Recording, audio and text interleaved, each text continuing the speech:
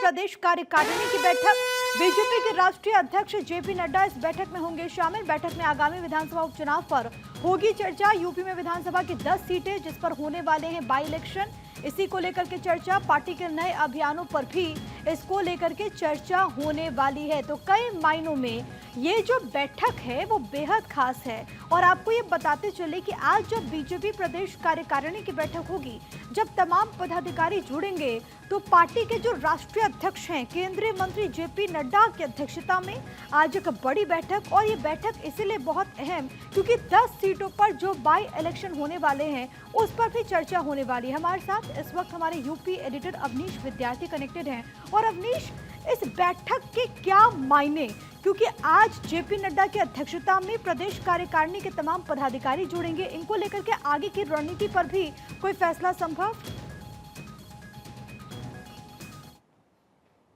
बहुत अच्छा प्रदर्शन नहीं कर पाई। पिछले 4 चुनावों के बाद ये पहला चुनाव होगा जब बीजेपी का निराशाजनक प्रदर्शन रहा, खासतौर पर अगर आप विपक्ष की तुलना में बात करें तो ऐसे में पार्टी कोशिश करेगी अपने आप को रीस्ट्रेंथन करने की, और इसीलिए एक प्रदेश कार्य समिति की बैठक जो है वो बुलाई गई है।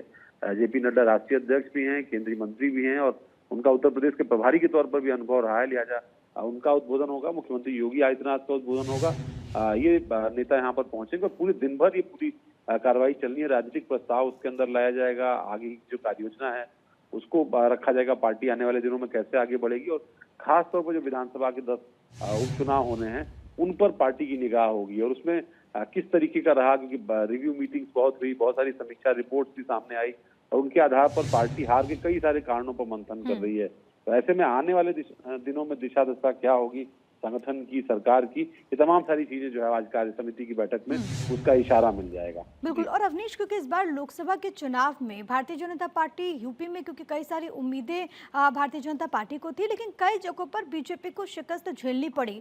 क्या इन जगहों पर अब अपनी रणनीति में भी कोई फेरबदल पार्टी कर सकती है इस बैठक के बाद?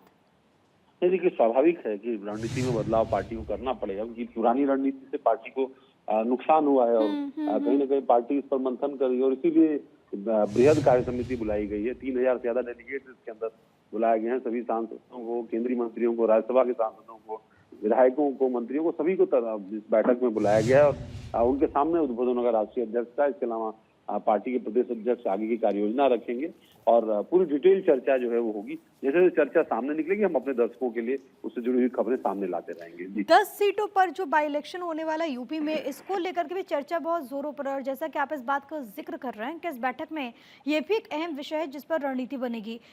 समीकरणों को साधने की कोशिश भी इसके जरिए की जाएगी। देखिए, महत्वपूर्ण है क्योंकि 10 सीटों पर चुनाव होने हैं। एक मैसेज, एक नैरेटिव डेवलप होता है। खासतौर पर देखिए, लोकसभा में जो नैरेटिव डेवलप हुआ उसको काउंटर करने के लिए बीजेपी के लिए एक बड़ा मौका है कि अगर वो इन 10 विधानसभा के उपचुनाव में कोई कमाल कर पाए, विपक्ष को पटखनी दे पाए, ऐसे में एक बार फिर वो जो उसकी खोई हुई जमीन है वो कहीं ना कहीं पाती हुई दिखेगी पार्टी, और 2027 से पहले एक मनोवैज्ञानिक बढ़त जो है वो पार्टी को मिल पाएगी। ऐसे में विपक्ष भी लगातार चुनौतियां दे रहा है, तो पार्टी किस तरीके से आगे बढ़ेगी, किस तरीके से कैंडिडेट्स का चयन होगा, कैसे जो खोया हुआ वोट बैंक है उसको एक साथ फिर से जोड़ा जाएगा, इन तमाम एस्पेक्ट्स पर जो है वो पार्टी चर्चा करेगी। जल्दी से एक आखिरी सवाल अवनीश आपसे कि ये बैठक जो है वो कब शुरू होगी, इसको लेकर के क्या अपडेट्स हमारे पास? ये बैठक 11 बजे राम मनोहर लोहिया विधि विश्वविद्यालय में शुरू होनी है। जेपी नड्डा लखनऊ पहुंचने वाले हैं, और योगी आदित्यनाथ मुख्यमंत्री दोनों की अध्यक्षता में जो है संयुक्त अध्यक्षता में कार्यक्रम शुरू होगा। उद्घाटन 11 बजे होगा और समापन लगभग 5 बजे तक होगा।